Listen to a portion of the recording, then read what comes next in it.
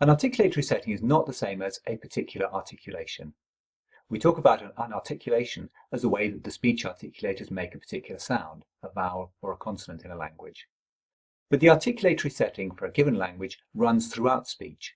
It's the underlying way in which we hold all the different articulators, and it obviously influences and affects all the different sounds we make. We all know that our bodies are polyvalent. We can adapt them to the particular task which we want them to perform. So for different sports, we hold ourselves in very different ways in order to achieve whatever the demands of that sport are. Languages are exactly the same. We could easily have a set of pictures like the ones you're looking at, which illustrate how the lips or the tongue or the jaw get used differently in English versus French versus Japanese or whatever. Now, when people look at articulatory settings, they tend to focus on the tongue because this is the most significant of the articulators. But when introducing the topic to students, we find that the lips are a good starting point. This is because students can consciously control their lips more easily than their tongue, and the results are much more evident.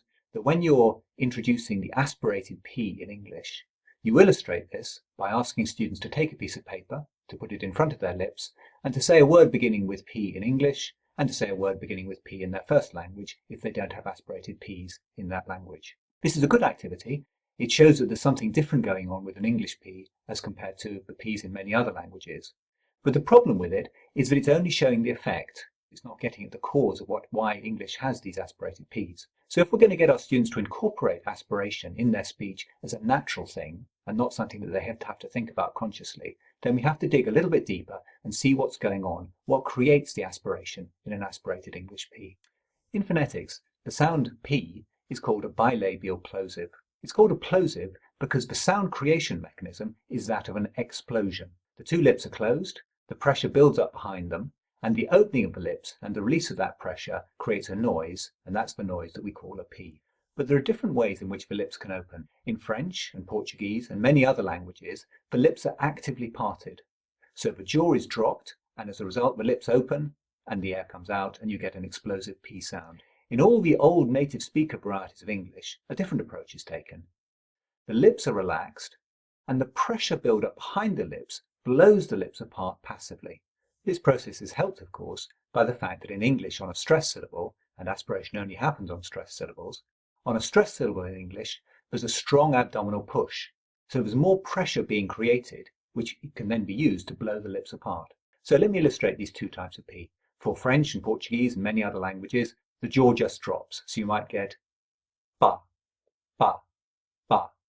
For English, the pressure build up behind the lips and the relaxation of the lips means that the lips get passively opened. Pa, pa, pa. I'm not dropping my jaw, I'm just letting the pressure blow my lips apart. Try saying the words on the screen now, incorporating this mechanism for making a P. There are three elements to it: the strong abdominal stress push, the relaxed lips, and finally, not moving the jaw, but instead letting the lips be blown apart passively by the pressure behind them. When you do this, you'll notice that there's a slight delay between the sound of the P, the explosion of air, and the vowel sound which comes up immediately afterwards.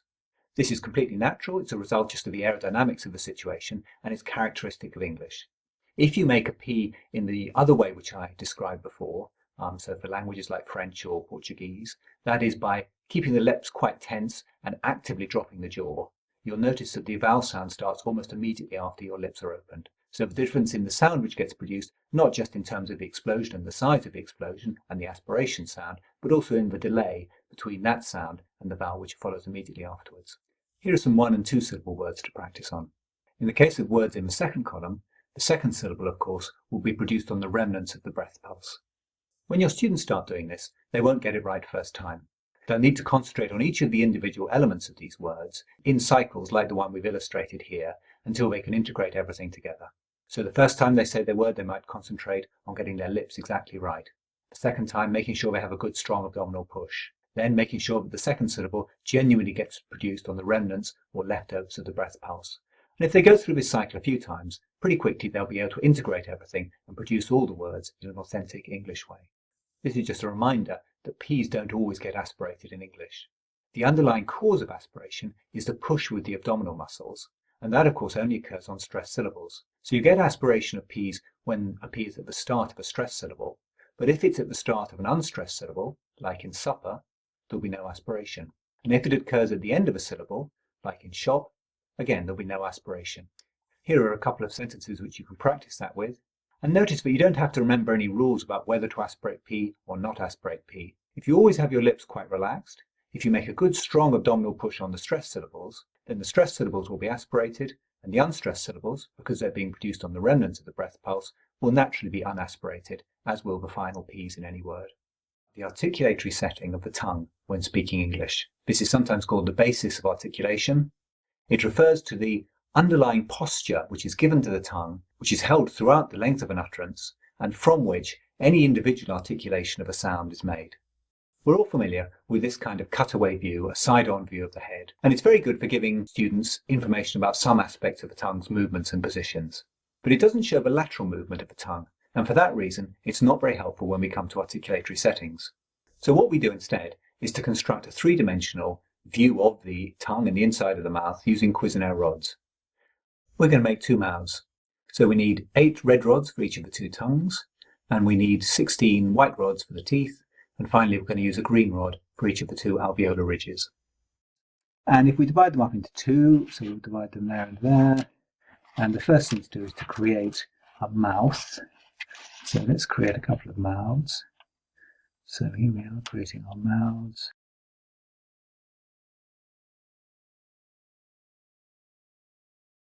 There. Now we want to create two tongues. Now, the tongue for the French one, and it's also going to apply to other languages as well, is going to look like this. There we go. And we just shoot the French tongue into the mouth.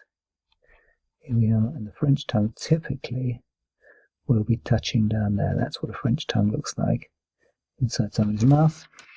Whereas an English tongue gets spread at the back, 5 at the back, 3 there, 3 there, so we'll have 3 there, 3 there, 3 there. We'll just advance the little tip there, and then we'll slide the English tongue into place.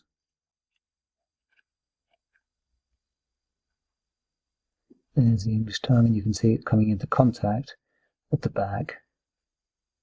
There, because it's spread at the back, we have, because it's spread at the back, the tip is retracted. There we go, something like that. Now what you can see is you've got two tongues of the same volume,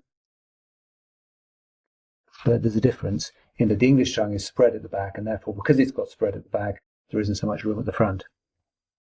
Now, what we can add onto this is we can add an alveolar ridge. So I'll put a couple of top teeth on there, and the alveolar ridge there, and the same thing over here, a couple of top teeth, and the alveolar ridge. And what you can hopefully see is that in the French tongue, it's the blade of the tongue which is nestling underneath the alveolar ridge, and when the tongue gets raised, it will naturally be the blade which comes into contact with the alveolar ridge, whereas in English, because we've got this spreading at the back, the tip of the tongue gets pulled backwards, and when it gets raised, it will be the thing which contacts the alveolar ridge. We're comparing English to French with these models, but the French tongue position is similar to that adopted by speakers of most of the world's languages, so the models have general applicability. In both pictures, the model for French is nearest to us, the English one is further away. On the left-hand side, we can see the mouths without alveolar ridges, and it's clear that the two tongues have the same volume. Both are made up of 8 rods, but the spreading of the tongue at the back in English has pulled the tip of the tongue backwards. On the right, with the alveolar ridges in place, you can see the effect this has. When the French tongue is raised, it's the blade which most naturally comes into contact with the alveolar ridge, and this is how the closure for T, D and N is made in French. When the English tongue is raised, it's the tip that contacts the alveolar ridge for these so-called alveolar consonants. The use of the blade, or the tip, for alveolar consonants has significant practical consequences. It's easier to relax the tip and to make a weak rather than a firm closure with it. So the tongue in English can then be blown away from the alveolar ridge passively by the pressure of air behind it. This pressure, of course, being created by the push of the abdominal muscles for the stressed syllable. The result is the aspiration of T in English when a T starts a stressed syllable. These are slightly more elaborate models, showing how, for English, the sides of the tongue at the back are slightly raised. The reason why the English basis of articulation is called the butterfly position becomes clearer. The wings of the butterfly are slightly higher than its body.